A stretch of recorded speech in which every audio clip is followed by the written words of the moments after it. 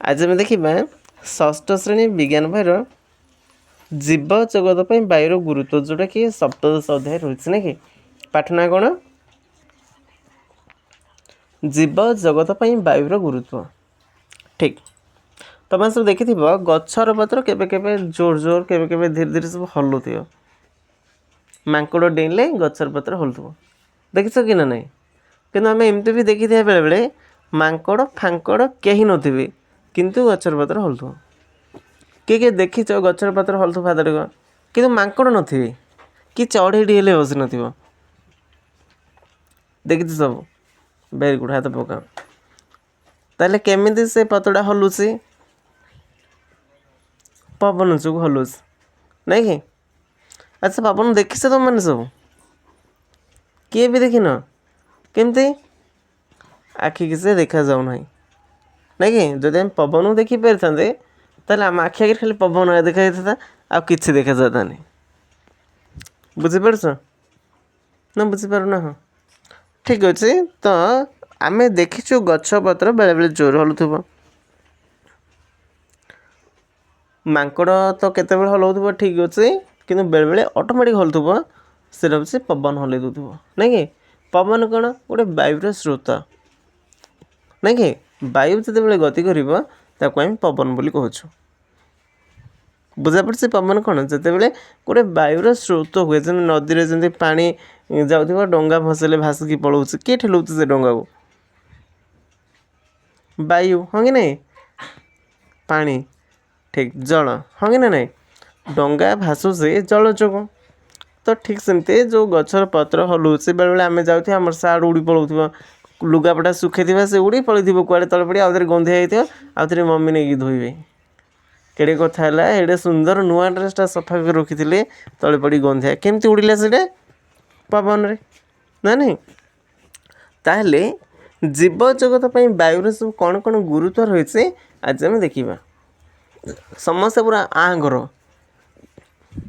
Angle हाथ ही फू फू कल कौन हो पवन होचे अच्छा भी समस्ते कहीं मिछ कहबानी मिछ कहबानी समस्ते पार्टी और नाक पूरा भिड़की बंद कला जेन जमा पवन ना देखिए किए केते समय रखिपारे मिछ कहबनी कि टाउटरी मारबनी हसबानी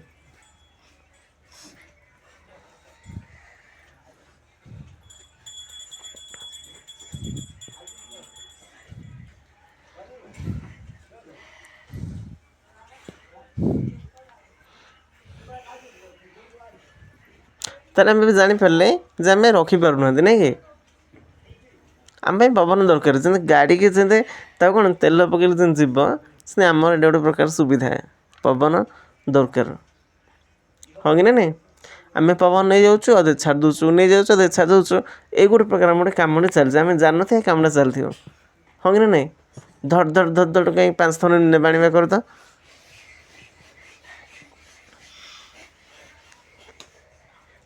देख ल के मजा लगुच हाँ ना ना कि बंद करे बड़ा दुख कष्ट लगे मुंड फुंड बुले लगे मन रखिए जब आम नाक हठात के बंद करदे बुझा पड़े ताले आम मूर्छा हो जाए कौन हो जाए मूर्छा हो जाए मूर्छा मैंने बुझे तो आम गोटे मला मनुष्य भाई पड़जा सांगे सांगे जब आम ठीक अम्लजान न मिल पवन जब आमको न मिलला ताहले आम मरजा देखी थे बेले बेले लोक मैंने मूर्छा हो जाते ना कि ताको आम नहीं पानी छाड़ू कौन छाड़ू पानी कि प्रकृति पानी किसी आवश्यकता ना से बुझा पड़ा आवश्यक कौन अच्छे तो दरकार से पवन पानी किसी दरकार नहीं हाँ गरम लगुता पानी देव मन रखा जब किए मूर्छा हो पार्टी के पानी मारबनी बुझा पड़े ग्लास ने पीऊ पीऊ पी पी एमती करवा ना कले असुविधा कौन हम मर्जी बसी प्रथम देखिए तार कहीं से मूर्छा हो पड़े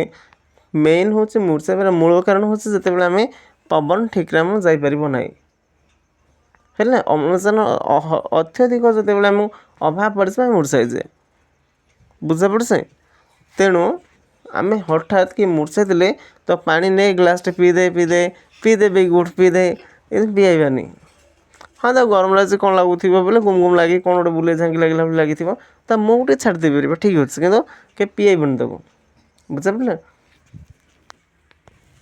ତୁମେ ଆଗରୁ ବି ଜାଣିଛ ଯେ ପବନ ଜଳିବାରେ ବି ସାହାଯ୍ୟ କରୁଛି। ତୁମେ 3 ନା 4 କ୍ଲାସ୍ ପରୀକ୍ଷା କରିଥିବ ଗ୍ଲାସ୍ ଘୋଡ଼େଇକିରି କ୍ୟାଣ୍ଡେଲ୍ ଲିଭିଯିବ ପରୀକ୍ଷା କରିଥିବ କରିଛ ନା ନାହିଁ କରିଛ ଜାଣିଛ ତୁମମାନେ।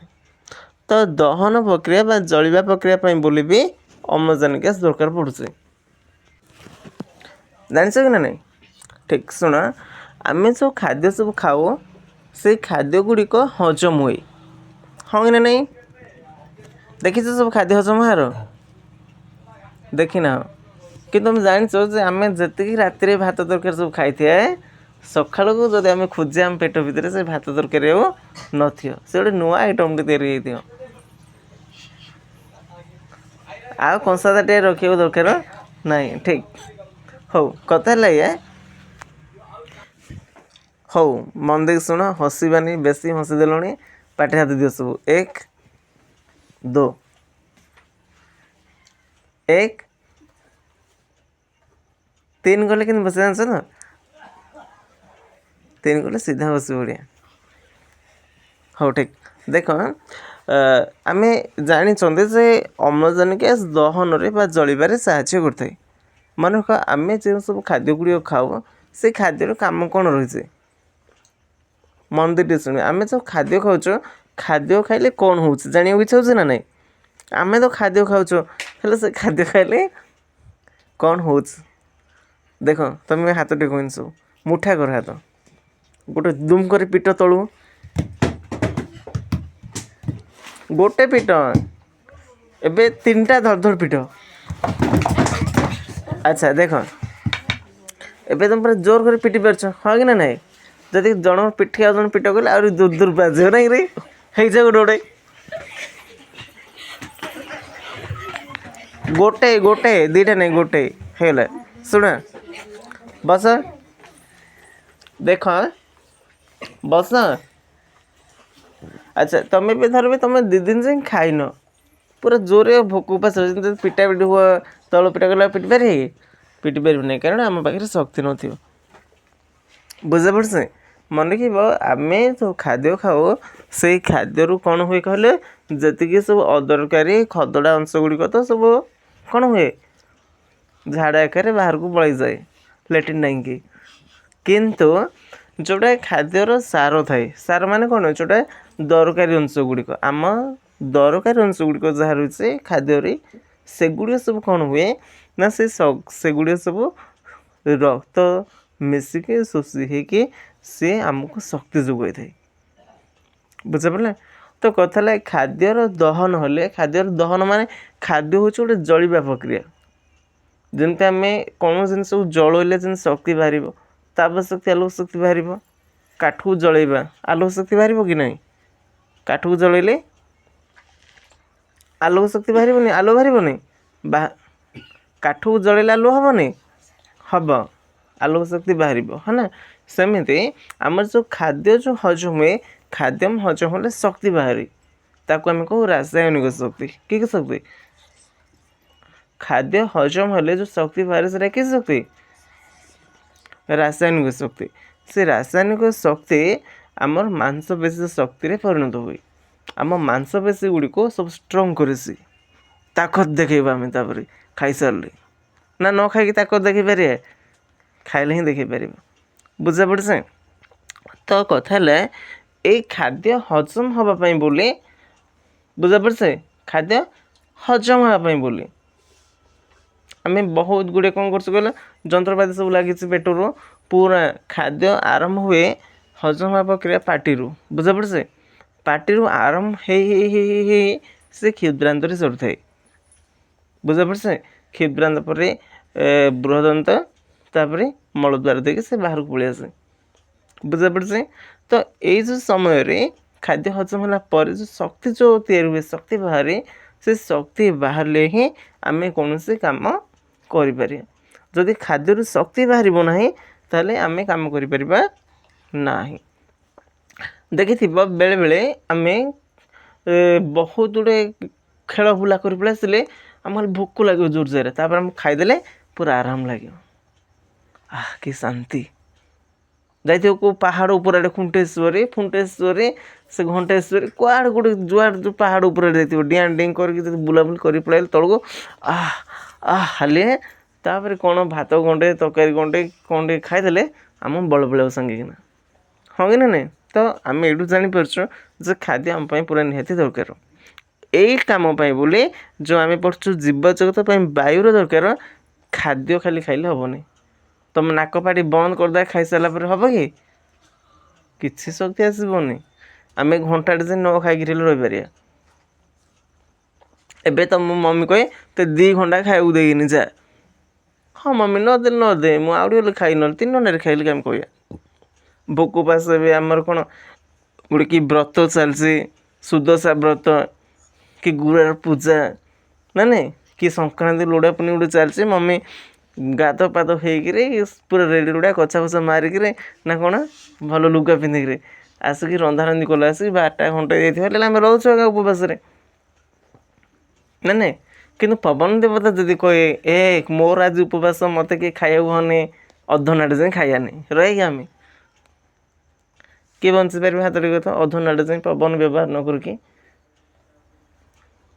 तेणु यहाँ हूँ जीवजगत वायुर गुरुत्व रही बुझा पड़े ताले ये गोटे मन रखिए तुम मैंने आम जो खाद्य खाओ से खाद्य जो शक्ति तैयारी हुए से गोटे दहन प्रक्रिया दहन मान जलिबा दहन मान कौन जलिबा ताकू आम कौ मृत्यु दहन है दहनर विभिन्न प्रकार तुम अष्टम क्लास नवम दशम पढ़ कि ये गोटे जानी था से मृत्यु दहन खाद्य हजम हो गोटे मृत्यु दहन माने एते धीरे धीरे दहन प्रक्रिया हो आम जापर ना कितु से जलुचे कौन हो से तुमको भी बहुत थर कहे खाद्य खाई सारी के पानी पीब ना पेटे भात तरकारी खाई के पानी पीब ना पानी पीले निआ लिभिज ता अर्थ हो आमको खाद्य खाइला पर आमको जो शक्ति जो बाहर से कौन कहल खाद्य दहन प्रक्रिया बाहर खाद्यटा सी जलुचे माने जलुचे पेट पोड़ी निआ लगी से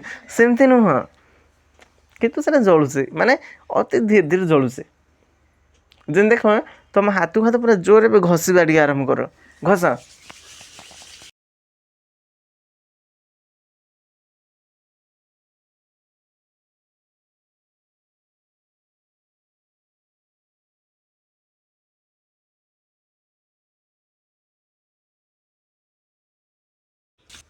बंद कर दिया घोषणा बंद कर घषिया बंद कल एबे देख तुम कम तुम से हाथटा भी धीरे सुंगिल देख पूरा पोड़ा पोड़ा बासना हम चमड़ा देख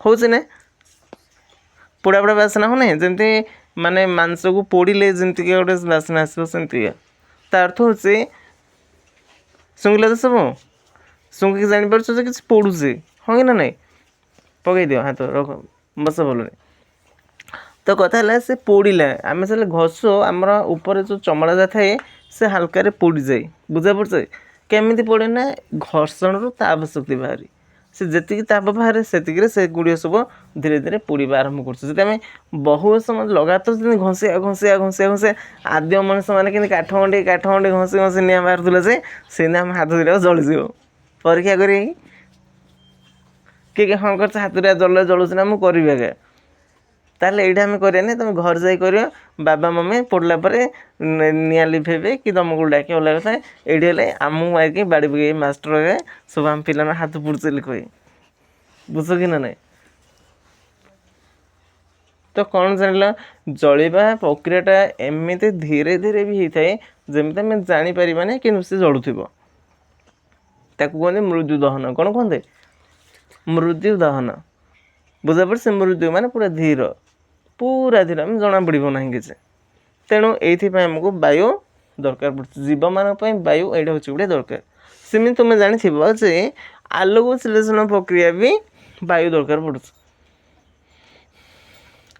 से अम्लजान दरकार पड़नी जमी आमको दरकार पड़े अम्लजान सेमती नुह से दरकार क्यों गैस पड़े कथा आलोक विश्लेषण प्रक्रिया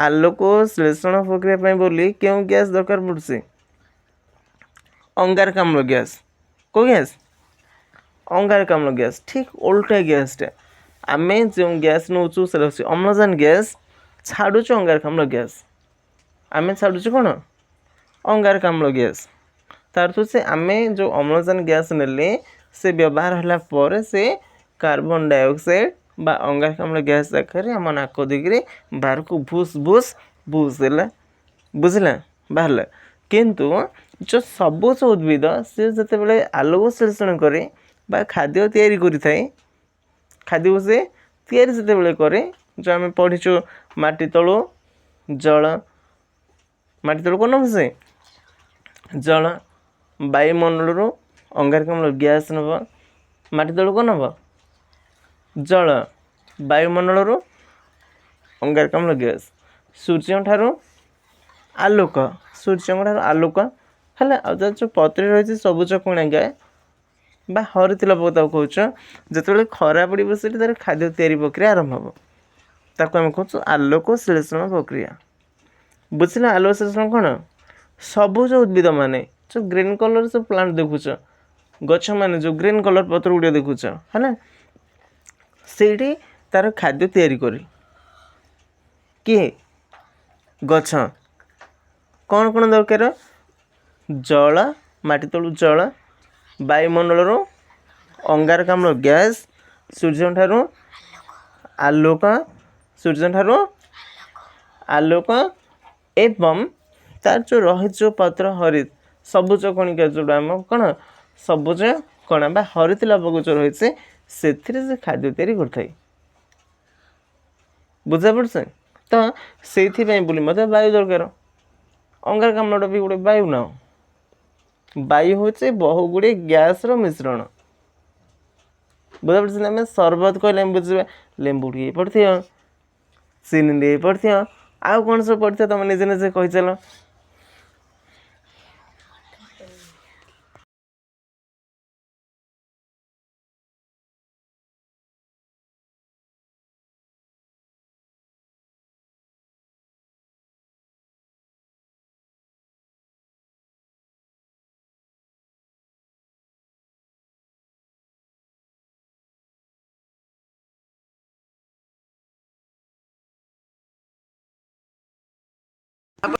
ठीक कही जमी आम सरबत बनैला बेले पानी चीनी के गुड़ के नवाद के मिश्री के लेंबू किए कौन गोलमरीचर गुंड बा मरीच गुंड आम कहूँ है आम एपटे आम कहूँ मरीच गुंड मान लंका गुंड को किंतु तुम पारादीप पटे जाकि लंका मरीच दियो कह तुम गोलमरीच दब कह 10 टार मरीच देला बोले से तुम गोलमरीच दब बुझा पड़े कहीं मरीच गुंड 5 टार देला बोले तुम गोलमरीच गुंड दब से बुझा पड़े से तुमको लंका गुंड कह पड़ो बुझल ना बुझलनि जब शुखिला मरच आने शुखिला लंका कंचा मरच कंचा लंका जब खाली मरच गुंड दियो कहले तुम से गोल मरच देद तो मम्मी आस कह हल तो एरा कही से एरा कही कहला से तो मरच मागी से गोल मरच दब से मरच गोल मरच बुझुंत कि आम मरच कहले आम साधारण भाव कौटे लंबा मरच बुझु जोड़े कौन लंका बुझल ठीक अच्छे सरबत में आम बहुत जिन दरकार किए पकेब नड़िया किए कदली किए लेंबू किए कौन एप्पल किए डालिंब फालिंब मालिंब जहाँ जहाँ मिलला मिस सेमती आम वायु कहले मन रख मन देख शुण टे पूरा ध्यान देख शुण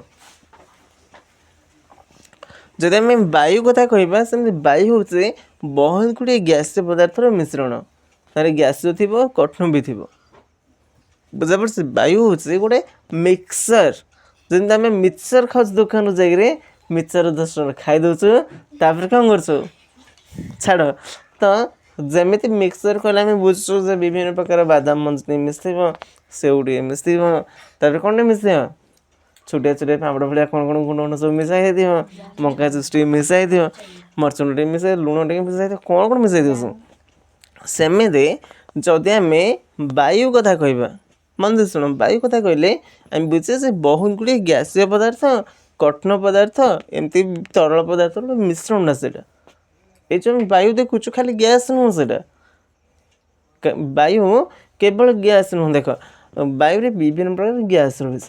ଯେମିତି କ'ଣ କ'ଣ ଗ୍ୟାସ୍ର ନାଁ ଜାଣି ସବୁ କହିଲ?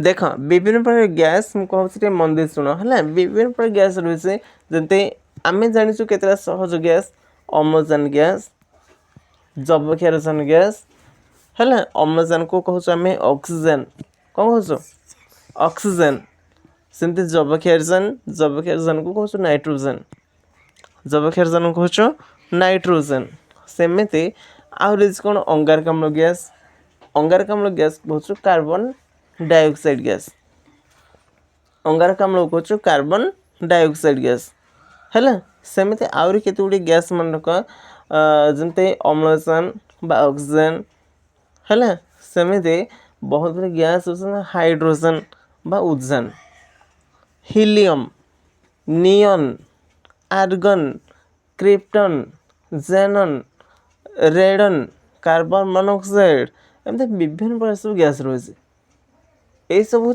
गैस गुड़िक कौन गैस सेमती बायुरे मिसे किसी कठिन पदार्थ भी मिस जमी तुम देखिए धूली गुड़े सब उड़ुवे कौच धूलिकणा गुड़िक कठिन मुझे तुमको कही बायुटा जो मिक्सचर आइटमटा कौन से मिक्सचर माने विभिन्न प्रकार गैस थी किसी कठिन पदार्थ गुंड सब उड़ुव धूलिकणा गुंड आसटा सब कठिन सेमती देखिए कुहुड़ी हेले सब पानी छोट छोट जलबिंदु सब लगी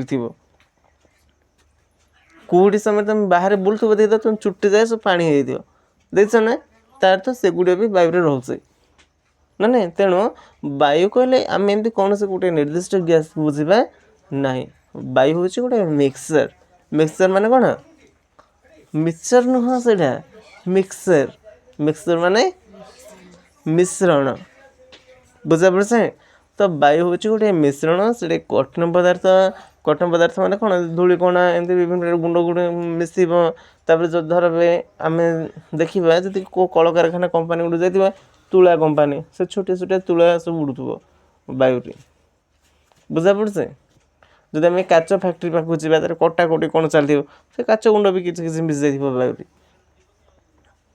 बुझा पड़े जो आम किसी तरल जिनस आम ऑयल रिफाइनरी कंपानी मानक जा कौटे कौन तरल जिनस कम चलती से गुड़ा भी मिस जाइए वायु तो जल तो पूरा मिसिकी अच्छे कि ना नहीं तेणु वायुटा हूँ गोटे मिश्रण से विभिन्न गैस भी मिसिकी रही था बुझा पड़ा तो एवं मुझे तुमको कहते जे वायुर जीवमान कौन आवश्यकता रही है आम जानले से आमपाई हूँ दरकारी कौन ना खाद्य हजम दरकार पड़े श्वासक्रिया बोली वायु दरकार पड़ू हजम बोली नुह खाद्य जो शक्ति उत्पन्न बोली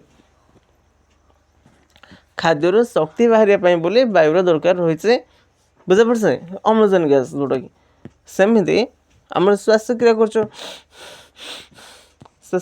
ना से श्वासक्रिया मध्यम से जाकर आम खाद्य को शक्ति बाहर साहाय्य कर बुझा पड़ा सेमती सबुज उद्भिद मानकर कौन दरकार पड़े वायु आलोक श्लेषण बोली है अच्छा गछ मैंने कौन श्वासक्रिया करते गछ मैंने तो नाक ना से श्वासक्रिया केमती करेंगे करे गछर नाक किए देखी रे हाथ टे किए गछर नाक देखी हाथ टे किए लगे ना मुझे देखी गोटे दिन तो 3टा नाक थी गोटे नाक तार बंद होता से सुड़ होता जान तुम मैंने सब बेले नाक बंद हो गोटे नाक बंद है सुड़ आ पवन जान किसी नहीं बो क्यों होगा नाक कह ना नहीं ना मम्मी क्यों होगा कौच अरे जाते जाते धड़कना पड़गले बो कच ना ये मो मम्मी लो कौच मम्मी लो ना बोल हाँ अच्छा कहले देखिए सबुज उद्भिद मैंने श्वासक्रिया केमी करते क्या द्वारा आम नाक थाए सेमती क्या द्वारा से श्वासक्रिया करते ସେମାନଙ୍କ ପତ୍ରରେ ଥିବା ଷ୍ଟୋମ୍ ଦେଇକି ଶ୍ୱାସକ୍ରିୟା କରନ୍ତି। ଷ୍ଟୋମ୍ ମନେ ରଖିବ ହେଲା, କ'ଣ ଷ୍ଟୋମ୍, ତାକୁ ଇଂଲିଶରେ ଷ୍ଟୋମାଟା ବୋଲି କୁହନ୍ତି। ଷ୍ଟୋମାଟା ଷ୍ଟୋମ୍ ଦେଇକି ସେମାନେ, ଆମର ନାକ ଅଛି, ସେମାନେ ସେମିତି ଯେଉଁ ପତ୍ର ରହିଛି ସେଥିରେ ଛୋଟ ଛୋଟ କଣା ଅଛି, କ'ଣ ଅଛି ଛୋଟିଆ କଣା ରହିଛି। ସେ କଣା ଗୁଡ଼ିକ ଆମେ ଷ୍ଟୋମ୍ ବୋଲି କହୁଛୁ। ଆମର ଗୋଟେ ନାକ କିନ୍ତୁ ତାଙ୍କର ହଜାର ନାକ ଆମେ ଗଣିପାରିବା ନାହିଁ। ବୁଝାପଡ଼ୁଛି? ଆମେ ଏତେ ସେମାନଙ୍କର ନାକ ଆମେ ଗଣିପାରିବା ନାହିଁ। ଗୋଟେ ଆଡ଼େ ବନ୍ଦ କଲେ ଆଉ ଗୋଟେ ଆଡ଼େ ହେଇଯାଇଥିବ। ସେ ଗଛ ଜାଣିଥିବ ତାର ବେକକୁ କାଟିଲେ ଆଉ ଗୋଟେ ଆଡ଼ୁ ତାର ବେକ କଣି ଯାଇଥିବ, ଜାଣିଛ ନା ନାହିଁ? କିଛି ଗଛ ଦେଖିଥିବ ତାର ଡାଳ କାଟିଦେଲେ ସେ ଡାଳ 4ଟା ବାହାରୁଥିବେ। ତୁ କ'ଣ ମୁଁ କାଟୁଛରେ ଦେଖେ ଆଉ ମୋ 4ଟା ସେଠୁ ବାହାରିବେ, ଜାଣିଛ ନା ନାହିଁ? ଗଛ ତମେ ଦେଖିବ ମୁନିକା ଗଛ, ତା ଡାଳ ଯେତେ ବାହାରି ତମେ ତା ଅଗଡ଼ା ଭାଙ୍ଗିଦେବ, ସେ ଦେଖିବ ସେ 3-4ଟା ବାହାରିବ ସେଠୁ। କିନ୍ତୁ ଆମ ମୁଣ୍ଡଟା କାଟିଦେଲେ ସେମିତି 3-4ଟା ବାହାରିଥାଏ। ବଢ଼ିଆ ହେତା ନେଇକିରି କାଟିକି ଦେଖେଇ କେବେ ଗୁଡ଼ ନାଇଁ। ଆଚ୍ଛା, ଶ୍ୱାସକ୍ରିୟା କଲେ ତୁମେ କ'ଣ ବୁଝୁଛ?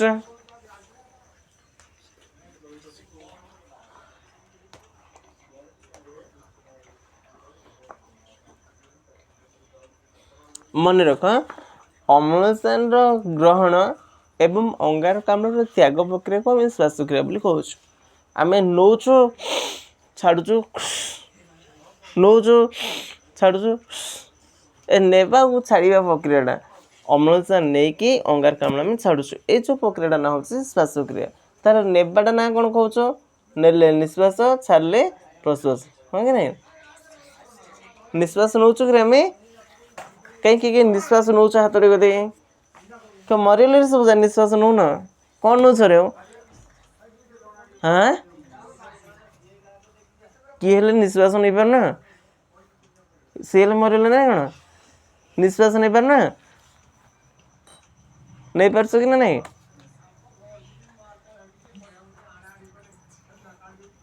ହେଲେ କିଏ ନେଇପାରୁନ? ଠିକ୍ ଅଛି, ମନେ ରଖ। ଲୋକମାନେ ବେଳେବେଳେ କହିଥାନ୍ତି, ଏ ମା ତାର କିଏ ହେଉଛି ନିଶ୍ୱାସ ନେଇପାରୁନି ରେ, ଆହା କେଡ଼େ କଥା ହେଲା ରେ, ନିଶ୍ୱାସ ନେଇପାରୁନି ରେ। ଆମେ ଏମିତି କହୁଛୁ, କିନ୍ତୁ ଏଇଟା ମନେ ରଖିବ ଟିକେ, ନିଶ୍ୱାସ କେହି ହେଲେ ନିଅନ୍ତିନି। ନିଶ୍ୱାସ କେହି ହେଲେ ନିଅନ୍ତି ନାହିଁ। ତା ମାନେ କ'ଣ? ଯାହା ନିଅନ୍ତି ତାକୁ ନିଶ୍ୱାସ ନ କହିକି ତାର ଆଉ ଗୋଟେ ନାଁ ହେଉଛି, କ'ଣ ନାଁଟା? ପ୍ରକାଶ, ପ୍ରଶ୍ୱାସ, କ'ଣ ମନେ ରଖିବ? ପ୍ରଶ୍ୱାସ ହେଲା, କ'ଣ ପ୍ରଶ୍ୱାସ ହେଲା। ଆମେ ଯାହା ନେଉଛୁ ପ୍ରଶ୍ୱାସ, ଯାହା ଛାଡ଼ୁଛୁ ନିଶ୍ୱାସ। ଏଇଟା ମୁଁ ତୁମକୁ ଆଗରୁ ହେଲେ କେତେଥର କହିଲିଣି, ଏଇଟା କହିଛି ନା ନାହିଁ? ଯାହା ନେଉଛୁ ପ୍ରଶ୍ୱାସ, ପ୍ରବେଶ କରୁଛୁ, ଏଇଟା ପ୍ରବେଶ କଲେ କ'ଣ ହେଉଛି? ପ୍ରଶ୍ୱାସ। ନିଶ୍ୱାସ ମାନେ ନିଷ୍କାସନ ହେଉଛି, ନିଷ୍କାସନ ମାନେ ଛାଡ଼ିବା। ବୁଝାପଡ଼ୁଛି? ଆମେ ଯାହା ନେଉଛୁ ସେଟା ନେବାଟାକୁ ଆମେ କ'ଣ କହୁଛ? ମନେ ରଖିବ, ହେଲା, ନେବାଟାକୁ ପ୍ରଶ୍ୱାସ କହୁଛୁ, ଛାଡ଼ିବାଟାକୁ କ'ଣ କହୁଛ? ନିଶ୍ୱାସ। ନେବାଟାକୁ ନା ନେଲେ ନିଶ୍ୱାସ, ଏମିତି କହିଦେବନି। ନେଲେ ନେବା ପ୍ରକ୍ରିୟାଟା ହେଉଛି ପ୍ରଶ୍ୱାସ, ଛାଡ଼ିବା ପ୍ରକ୍ରିୟାଟା ହେଉଛି ନିଶ୍ୱାସ। କ୍ଲିୟର ବୁଝା ପଡ଼ିଲା କିରେ ନା ବୁଝିନ? ଆଚ୍ଛା କହିଲ, ଯଦି ଆମେ ଦେଖିବା ଆମ ବାୟୁମଣ୍ଡଳରେ ତ ବହୁତ ଗୁଡ଼ିଏ ଗ୍ୟାସ୍ ରହିଛି, ହେଲେ ସବୁଠାରୁ ଅଧିକ କେଉଁ ଗ୍ୟାସ୍ ରହିଛି? ଆଉ ଯଦି କୁହ, ବାୟୁମଣ୍ଡଳରେ ସବୁଠାରୁ ଅଧିକ କେଉଁ ଗ୍ୟାସ୍ ରହିଛି? ଠିକ୍ କହିଛ, ଯବକ୍ଷାରଜାନ। କେଉଁ ଗ୍ୟାସ୍? ଆଚ୍ଛା, ଯଦି ଯବକ୍ଷାରଜାନ ଗ୍ୟାସ୍ ଅଧିକ ରହିଛି, ତାହେଲେ ଯବକ୍ଷାରଜାନ ଗ୍ୟାସ୍ କେତେ ଶତକଡ଼ା ରହିଛି? କେତେ ଶତକଡ଼ା? 78, 78%। ମନେ ହେଲା, ବାୟୁମଣ୍ଡଳରେ ଯବକ୍ଷାରଜାନ ରହିଛି 78%। ସବୁଠାରୁ ଅଧିକ ରହିଲା ଅମ୍ଳଜାନ ଗ୍ୟାସ୍। ଅମ୍ଳଜାନ ଗ୍ୟାସ୍ ଠାରୁ ଏ ସବୁଠାରୁ ଅଧିକ କେଉଁ ଗ୍ୟାସ୍ ରହିଲେ? ଯେଉଁଟା ହେଲେ ମାନେ କ'ଣ ହଁ ମାରି ଦେଉଛ? କେଉଁ ଗ୍ୟାସ୍ ଅଧିକ ରହିଲେ? ଯବକ୍ଷାରଜାନ। ସବୁଠାରୁ ଅଧିକ ରହିଛି ଯବକ୍ଷାରଜାନ। ଯବକ୍ଷାରଜାନ ତଳକୁ କେଉଁ ଗ୍ୟାସ୍ ରହିଛି? ଅମ୍ଳଜାନ ଗ୍ୟାସ୍। ଆଚ୍ଛା, 1 ନମ୍ବର ସବୁଠାରୁ ଅଧିକ ରହିଲେ କେଉଁ ଗ୍ୟାସ୍? ଯବକ୍ଷାରଜାନ। 2 ନମ୍ବର ଆସିଲେ କି? ଅମ୍ଳଜାନ। ମନେ ବୁଝୁଛ ତ? ଅମ୍ଳଜାନ। सबुठु अधिक है जबक्षारजान गैस बा नाइट्रोजन गैस 2 नंबर आसला अम्लजान गैस बा ऑक्सीजन है हेले जबक्षारजान जमी 78% रही अम्लजान गैस केते शतकड़ा रही केते शतकड़ा ठीक कह वेरी गुड शाबाश सुन पिला सब ठीक कह 21% केते मन रखुच के पाठ जाक मोर मन पड़ो ना कि नहीं 21% ठीक के शतकड़ा हेले मन रख 78% को गैस रहा जबक्षारजान 21% को गैस रहा आउ केते शतकड़ा रहा देख 78 आउ 21 78 21 मिसिक होगा 91 हाँ कि नहीं 78 आउ 21 मिसिक केते 91 होगा ना कौन केते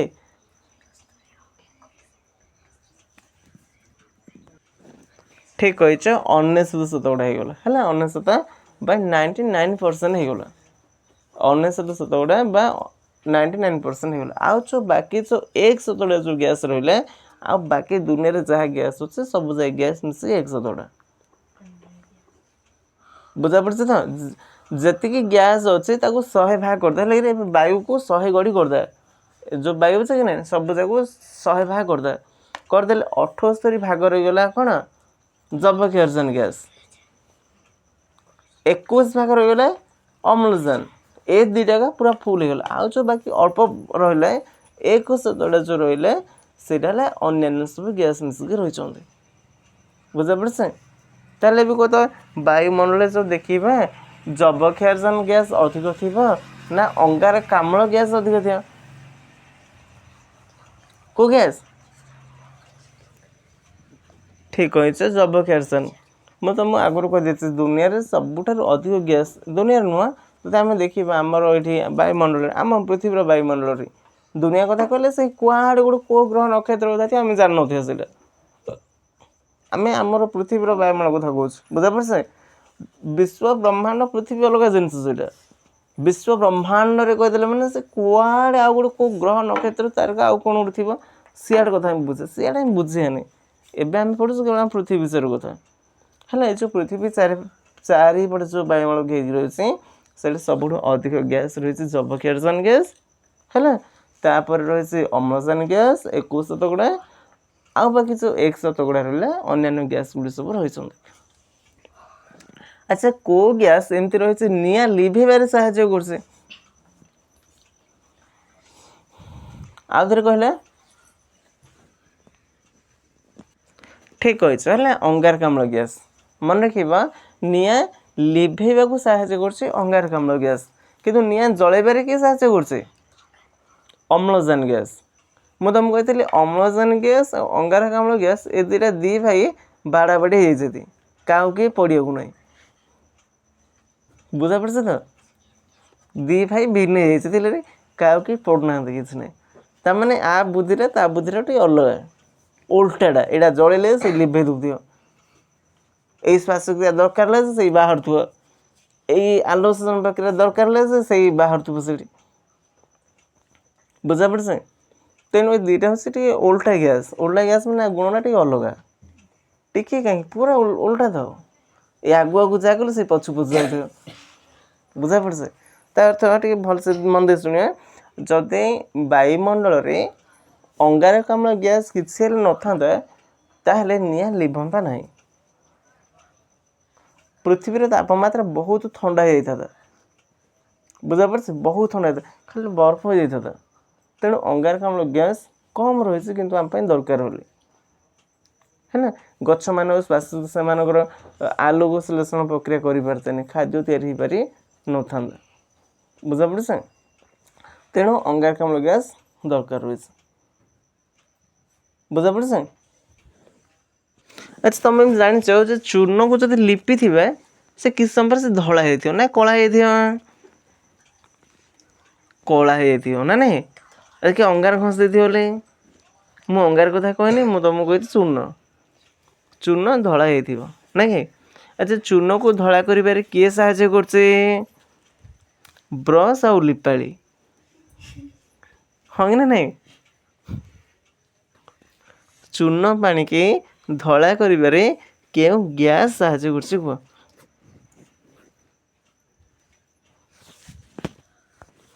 ଠିକ୍ କହିଛ ହେଲା, ଅଙ୍ଗାରକାମ୍ଳ ଗ୍ୟାସ୍। ଏଇଟା ଗୋଟେ ମନେ ରଖିବ ଟିକେ। ଯଦି ଆମେ କହୁ ତମ ଘରେ ମନେ ଚୂନ ଲିପା ହେଇଛି ହେଲା, ମନେ ଦେଇ ଶୁଣୁଛୁ କିରି? କାହାକୁ ନିଦ ଢୁଙ୍କୁର ଆଇଲାଣି କାହିଁ ହାତ ଟିକେ କଥା ଆଉନି ତ? ହଉ ହାତ ପକେଇଦିଅ, ଦିଦି ବାଡ଼ି ଦେଇଥିଲେ ତାପରେ ନିଦଟା ଛାଡ଼ିଦା। ଏମିତି କରିଦା କି? ଶୁଣ, ତମର ଘରେ ଚୂନ ଦିଆ ହେଇଥିବ, ଦେଖିବ ସେ ରହିବ ଟିକେ ଧଳା ଦେଖାଯାଉନଥିବ, କମ୍ ଧଳା, ତାପରେ ଧୀରେ ଧୀରେ ଧଳା, ଧୀରେ ଧୀରେ ତାରେ ପୁରା ଧଳା ଦେଖାଯିବ। ଓଦା ଚକ୍ ଦେଖିନ, ଓଦା ଚକ୍ ଯଦି ଆମେ ଲେଖିଥାଏ ସେ ଟିକେ ରହିବ ତାପରେ ପୁରା ଫାଇନ୍ ଧଳା ଦେଖାଯିବ ନା ନାଇଁ? କାରଣ ଏଇଟା ବି ଗୋଟେ ପୁରା ଚୂନଟା କୋଉଟା ଏ ଯେଉଁ ଚକ୍ ଯାକ। ଏଗୁଡ଼ିକ ସବୁ ଯେଉଁ ଧଳା ହୁଏ କେମିତି ହୁଏ? ଅଙ୍ଗାରକାମ୍ଳ ଗ୍ୟାସ୍ ବାଜିଲେ ଧଳା ହୁଏ। ଏଇଟା ଗୋଟେ ମନେ ରଖିବ ଗୋଟେ ହେଲା। ଚୂନ ପାଣିକି ଧଳା କରିବାରେ ସାହାଯ୍ୟ କେଉଁ ଗ୍ୟାସ୍ କରେ? ଅଙ୍ଗାରକାମ୍ଳ ଗ୍ୟାସ୍। ନିଆଁ ଲିଭେଇବାରେ କେଉଁ ଗ୍ୟାସ୍ ସାହାଯ୍ୟ କରେ? ଅଙ୍ଗାରକାମ୍ଳ ଗ୍ୟାସ୍। ବୁଝା ପଡ଼ିଲା? ଆମ ଶ୍ୱାସକ୍ରିୟାରେ କେଉଁ ଗ୍ୟାସ୍ ସାହାଯ୍ୟ କରେ? ଅମ୍ଳଜାନ ଗ୍ୟାସ୍। ବୁଝା ପଡ଼ୁଛି? ଆଲୋକ ଶ୍ଳେଷଣ ପ୍ରକ୍ରିୟା ପାଇଁ କେଉଁ ଗ୍ୟାସ୍ ଦରକାର ପଡ଼ୁଛି? ଅଙ୍ଗାରକାମ୍ଳ ଗ୍ୟାସ୍। ଆଚ୍ଛା, ଆଲୋକ ଶ୍ଳେଷଣ ପ୍ରକ୍ରିୟାରେ ଅଙ୍ଗାରକାମ୍ଳ ଗ୍ୟାସ୍ ଦରକାର, କିନ୍ତୁ ଗଛ କେଉଁ ଗ୍ୟାସ୍ ଛାଡ଼ିଥାଏ ଆଲୋକ ଶ୍ଳେଷଣ ପ୍ରକ୍ରିୟାରେ? ଅମ୍ଳଜାନ। ଅଙ୍ଗାରକାମ୍ଳ ନେଇଥାଏ, ଅମ୍ଳଜାନ ଛାଡ଼ିଥାଏ। ଯେତେବେଳେ ଆଲୋକ ଶ୍ଳେଷଣ ପ୍ରକ୍ରିୟା ଚାଲେ, ସବୁଜ ଉଦ୍ଭିଦ ମାନେ ସେମାନଙ୍କର ଖାଦ୍ୟ ତିଆରି କରନ୍ତି। ସବୁଜ ଉଦ୍ଭିଦ ସେମାନଙ୍କର ଖାଦ୍ୟ ତିଆରି କରନ୍ତି, ସେତେବେଳେ ସେମାନେ ଅମ୍ଳଜାନ ଗ୍ୟାସ୍ ଛାଡ଼ିଥାନ୍ତି। ଅମ୍ଳଜାନ ଗ୍ୟାସ୍ ନିଅନ୍ତି ନା ଛାଡ଼ନ୍ତି? ଛାଡ଼ନ୍ତି। ଅମ୍ଳଜାନ ଛାଡ଼ନ୍ତି, ଅଙ୍ଗାରକାମ୍ଳ ଗ୍ୟାସ୍ ନିଅନ୍ତି। ମନେ ରଖିବେ ଟିକେ। ଶ୍ୱାସକ୍ରିୟା ଠିକ୍ ଓଲଟାଟା। ଶ୍ୱାସକ୍ରିୟା ପାଇଁ ଆମକୁ ହେଲେ ଅମ୍ଳଜାନ ଦରକାର ପଡ଼ୁଛି, ଗଛକୁ ବି ଅମ୍ଳଜାନ ଦରକାର ପଡ଼ୁଛି। କିନ୍ତୁ ଆଲୋକ ଶ୍ଳେଷଣ ପ୍ରକ୍ରିୟା ପାଇଁ ବୋଲି ଗଛମାନେ କ'ଣ କରନ୍ତି? ଅଙ୍ଗାରକାମ୍ଳ ଗ୍ୟାସ୍ ନିଅନ୍ତି, ଅମ୍ଳଜାନ ଛାଡ଼ନ୍ତି। ମନେ ରହୁଛି? ଗୋଟେ ବିଚିତ୍ର ଗଛ କଥା ମୁଁ ତୁମକୁ କହୁଛି ଶୁଣ। ଆମେ ଦେଖିଛୁ ଗଛମାନେ ସବୁ ମାଟି ଭିତରେ ସେମାନେ ଚେର ଥାଏ ନାଇଁ କି? ଆଉ କିଛି ଗଛ ତୁମେ ଦେଖିଥିବ, ବଟ ଗଛ ତାର ମାଟି ଭିତରେ ବି ଚେର ଥିବ, ତାର ଡାଳରୁ ବି ଚେର ବାହାରିଥିବ। ଏ ଦୁଇଟା ଗଛ ତୁମେ ଜାଣିଛ। କିନ୍ତୁ ଆଉ ଗୋଟେ ମୁଁ ତୁମକୁ ଗୋଟେ ଗଛ କହୁଛି, ମନ ଦେଇକି ଶୁଣ। ସେ ଗଛ ଜମା ମାଟି ଭିତରେ ଚେର ନଥିବ। ଦେଖିଛ? ଯେତିକି ତମେ ସବୁ ଗଛ ଦେଖିଛ ମାଟି ଭିତରେ ଚେର ଥିବ, ଏମିତି ଦେଖିଛ? ଏମିତି କେଉଁ ଗଛ ଦେଖିଛ ଚେର ଅଛି କିନ୍ତୁ ମାଟି ଭିତରେ ନାହିଁ?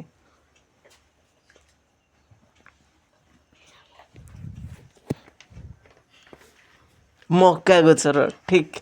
ବୋଲେ ତା ମକାରେ ବାହାରିছে ଚେର ଯାଉରେ। ମକା ଖାଇଛ ନା ନେରି? ମକାର ଉପରୁ ବାହାରୁନି ନା? ମନ୍ଦିର ଶୁଣ, ତାକୁ କିଛି ଆମେ କହୁଛୁ ଫ୍ଲୋଟିଂ ପ୍ଲାଣ୍ଟ ହେଲା। ଫ୍ଲୋଟିଂ ପ୍ଲାଣ୍ଟ କହୁଛୁ ମାନେ ଭାସନ୍ତା ଉଦ୍ଭିଦ। ସେଇଟା ଫ୍ଲୋଟ ମାନେ କ'ଣ ରେ? ଭାସିବା। ଭାସନ୍ତା ଉଦ୍ଭିଦ ମାନେ ଏମିତି କିଛି ଗଛ ଅଛନ୍ତି ସେମାନେ ପାଣିରେ ଭାସୁଥିବେ। ସେମାନଙ୍କ ଚେର କେବଳ ପାଣିରେ ହିଁ ଥିବ, ମାଟିକି ପୋତି ହେଇନଥିବ। ଦେଖିଥିବ ତମେ ଯେ ପୋଖରୀ ଗାଧିଥିବ, ପୋଖରୀରେ 4-5ଟା ଲେଖାଏଁ ପତ୍ର ବାହାରିଥିବ, ଛୋଟ ଛୋଟ ଗଛ ଗୁଡ଼ିକ ସବୁ ପାଣିରେ ଭାସୁଥିବ। ଦେଖିଛ? ଦେଖିଛ? ଚେର ଥିବ ତାର ହେଲେ, ସେ ଚେର ଭାସୁ, ତାକୁ ଏମିତି ହାତ ଧରିପାରିବେ। ସେଇଟା କିଛି ତମେ ତ କେତେ ଗୁଡ଼ିଏ ଗଛ ଅଛି, କିନ୍ତୁ ତମେ ପୋଖରୀରେ ବୋରୁଝାଞ୍ଜି ଦେଖିଥିବ। ସେଇଟା ସେ ଗଛଟା ହେଉଛି ବୋରୁଝାଞ୍ଜି ଗଛ, ଯେଉଁଟାକି ପାଣିରେ ପାଣି ଥିବ, ପତ୍ର ବାହାରିଥିବ 8-10ଟା କି 5ଟା 3ଟା ଏମିତି ବାହାରିଥିବ, ଟିକେ ଚେର ଗୁଚ୍ଛ ହେଇକିରି ଗୋଟେ ଥିବ। ସେଇଟା ପୋତି ନଥିବ, ଚେରଟା ମାଟିରେ ପୋତି ନଥିବ। ଯଦି ତମେ ସମୁଦ୍ର ଆଡ଼େ ଯିବ, ସମୁଦ୍ର ବା ବଡ଼ ବଡ଼ ସବୁ ଲବଣାକ୍ତ ହ୍ରଦ, ସେଗୁଡ଼ିକ ଯେଉଁ ଲୁଣ ପାଣି ନୁହଁ, ଲୁଣ ପାଣିରେ ଗଛମାନେ ଭଲସେ ଅମ୍ଳଜାନ ସଂଗ୍ରହ କରିପାରିବେ ନାହିଁ। ତେଣୁ ସେମାନେ ଚେରଗୁଡ଼ିକ ସବୁ ଉପରୁ ବାହାରିଥିବ। ଉପରୁ ବାହାରିକି ସେ ମାନେ ଯେଉଁ ଭାସୁନଥିବ ଚେର ଗୁଡ଼ିକ ଟିକେ ଉପରକୁ ଥିବ, ତାର ଏମିତି ଗୋଟେ ହାଲକା ପାର୍ଟ ଥିବ, ସେ ଉପରକୁ ଥିବ। ସେ ସବୁ ବାୟୁମଣ୍ଡଳ ଯେମିତି ଆମେ ଯେମିତି ଶ୍ୱାସକ୍ରିୟା ନେଉଛୁ ନା ନାହିଁ ପବନ, ଷ୍ଟୋମ୍ ଗଛର ପତ୍ର ଯେମିତି ନେଉଛେ ସେମିତି ସେ ବାୟୁମଣ୍ଡଳରୁ ତା ଚେରଟା ଝିକୁଥିବ। ଆମର ଯେଉଁ ଗଛ ଅଛି ଧର ଏବେ ଆମ୍ବ ଗଛ ହେଲା ବଟ ଗଛ ହେଲା ସେ ଗଛ ଗୁଡ଼ିକ ଚେର ଗୁଡ଼ିକ ମାଟି ଭିତରକୁ ଥାଏ। ଚାଷୀମାନେ ବିଲକୁ ହଳ କାହିଁ କରନ୍ତି? ମାଟି ଗୁଡ଼ିକ ଏପଟ ସେପଟ କରନ୍ତି କାରଣ ସେ ମାଟିଟା ଫସଫସ ହେଲେ ସେ ଭିତରେ ପବନ ରହିବ, ସେଇ ପବନ ଗୁଡ଼ିକ ବି ଚେର ବାଟ ଦେଇକି ଆସିବ। ବୁଝାପଡ଼ୁଛି? ମାଟିଟା ଟିକେ ପବନ ବାଜିଲେ ସେ ବ୍ୟାକ୍ଟେରିଆ ଗୁଡ଼ିକ ସବୁ ମରିବେ, ଖରା ଟିକେ ବାଜିବ, ରୋଗ ହେବନି ମାଟିଟାକୁ, ନହେଲେ ମାଟିଟା ମାନେ ଖରାପ ହେଇଯିବ ମାଟିଟା, ସେଥିପାଇଁ କରନ୍ତି, ଘାସ ହେବନି। ହେଲେ ସେମିତି ଯେଉଁ ଗଛ ଅଛନ୍ତି ଲବଣାକ୍ତ ହ୍ରଦ ଆଉ ସମୁଦ୍ର ଏମିତି ସବୁ ବହୁତ ଗୁଡ଼ିଏ ଗଛ ଅଛନ୍ତି। ତୁମେ କେବେ ଚିଲିକା ଯିବ ଦେଖିପାରିବ, କାଳିଜାଇ ଗଲା ଆସିକି ରାସ୍ତାରେ ବୋର୍ଡ଼ ପାଖାପାଖି ସବୁ ଗଛ ସବୁ ଥିବେ, ଛୋଟ ଛୋଟ ଗଛ ଗୁଡ଼ିକ। ସେ ଗଛଟି ଚେର ଯାକ ସବୁ ବାହାରକୁ ବାହାରିକି ଥିବେ, ମାଟିରେ ପୋତି ହେଇନଥିବ, ପାଣିରେ ଭାସୁଥିବ ସେ ଚେର ଗୁଡ଼ିକ। ଯେତେବେଳେ ପବନ ସହିତ ବାଜୁଥିବ ସେ ପବନ ଟିକେ ଟିକେ ସେ ଟାଣୁଥିବ। ଆମେ କରୁଛ ନା ନାଇଁ ବାୟୁମଣ୍ଡଳ ପବନ ନେଉଛ, ସେ ଗଛ ଗୁଡ଼ିକ ବି କିଛି ଶ୍ୱାସକ୍ରିୟା ସେମାନେ କରୁଥିବେ ସେମିତି। ବୁଝିପାରିଲେ? ଆଚ୍ଛା ତୁମମାନେ ସେ ପଦ୍ମ ନାଡ଼ କଇଁ ଫୁଲର ନାଡ଼ ଦେଖିଥିବ, ପଦ୍ମ ଫୁଲ ନାଡ଼ ଭଜା ଖାଇଛ ନା? ତାକୁ କୁହନ୍ତି କ'ଣ? ପଦ୍ମ ନାଡ଼, ମହୁ ନାଡ଼ ଖାଇଛ ତ? କିଏ ଖାଇଛ କାହିଁ ହାତ ଟିକେ ଦେଇ? ଆଚ୍ଛା ଏବେ ଗରମ ଗରମ ତାର ଟିକେ ବେସନ ପକେଇ ଛାଣିକିରି ଦିଆହେବ, ଖାଇବା ଭଲ ଲାଗିବ ନା ନାହିଁ? ବଢ଼ିଆ, ଖାଇଦିଅ ଟିକେ, ଖାଇଦିଅ ଟିକେ, ସେତିକି କୁହ, ବେଶୀ ଖାଅନି, ସେତିକି ଖାଅ, ହଁ ସେତିକି ଖାଅ। ହଉ, ହେଲେ ସେ ନାଡ଼ ଗୁଡ଼ିକ ସବୁ ଫମ୍ପା ଥିବ। ପଦ୍ମ ଫୁଲ ନାଡ଼ ବା କଇଁ ଫୁଲ ନାଡ଼ ପତ୍ର ପାଖରେ ଯେଉଁ ନାଡ଼ ଲାଗିଥିବ ବି, ଯେଉଁଟା ତ ମହୁ ନାଡ଼ ଖାଉଛ ସେଇଟା ମାଟି ଭିତରେ ପୋତି ହେଇକିରି ଥିବ, ତାକୁ ଖୋଳିକିରି କାଢ଼ନ୍ତି। ହେଲା, ମାଟି ଭିତରେ ଯେଉଁ ପୋଖରୀ ହେଲେ, ନଦୀ ହେଲେ ବା ହ୍ରଦ ହେଲେ କେଉଁଠି ସେ ପଦ୍ମ ନାଡ଼ ଗୁଡ଼ିକ ମାଟି ଭିତରେ ପୋତି ହେଇକିରି ଥିବ, ସେଇଟା ଖୋଳିକି କାଢ଼ନ୍ତି, ସେଇଟା ଚେରଟା ତାହାର। କିନ୍ତୁ ତାର ଯେଉଁ ପତ୍ର ଗୁଡ଼ିକ ଭାସୁଥିବ ସେ ପତ୍ରକୁ ବି ଯେଉଁ ଟାଣିବ ବା ଫୁଲଟାକୁ ବି ଟାଣିବ ଦେଖିବ ସେ ଭିତରଟା ପୁରା ଫମ୍ପା ହେଇକି ଥିବ, ନିଦା ନାହିଁ ସେଇଟା। ଯେମିତି ଆମର ବିଭିନ୍ନ ଗଛ ଯେମିତି ନିଦା ଥାଏ, ସେଇଟା ନିଦା ନାହିଁ, ସେଇଟା ଫମ୍ପା ଥାଏ। ହେଲା, ଫମ୍ପା ରହିବା ତ ସୁବିଧା କ'ଣ ହୁଏ ନା ସେଥିରେ ଭଲ ପବନ ବା ବାୟୁ ରହିପାରିଥାଏ। ଆଉ ତା ସହିତ କ'ଣ ହୁଏ, ଗଛଟା ଭାସିବାରେ ସାହାଯ୍ୟ କରେ, କେବେ ବୁଡ଼ିବନି। ବୁଝାପଡ଼ୁଛି? ପଦ୍ମ ଫୁଲ ପତ୍ରଟି ଭାସିବ ସହଜରେ, କାହିଁକି ନା ତା ତଳପଟେ ଫମ୍ପା ଯାକ ସବୁ ନାଡ଼ ଯାକ ସବୁ ଫମ୍ପା ଯାକ, ତେଣୁ ବାୟୁ ଏଥିପାଇଁ ବି ଦରକାର ପଡ଼ୁଛି। ଆମେ ପଢ଼ୁଥିଲେ କ'ଣ ନା ଜୀବଜଗତ ପାଇଁ ବାୟୁର କ'ଣ ଆବଶ୍ୟକତା ରହିଛି, କେତେ ଗୁଡ଼ିଏ ଆବଶ୍ୟକତା ଅଛି ନା, ଯଦି ବାୟୁ ନଥାନ୍ତା ତାହେଲେ ଜୀବଜଗତ ଟିକେ ରହିପାରିବ ନାହିଁ। ବୁଝିପାରିଲ? ହଉ, ଆଜି ପାଇଁ ଏତିକି, ବସିକି ପାଠ ଟିକେ ପଢ଼ିବା, ପଢ଼।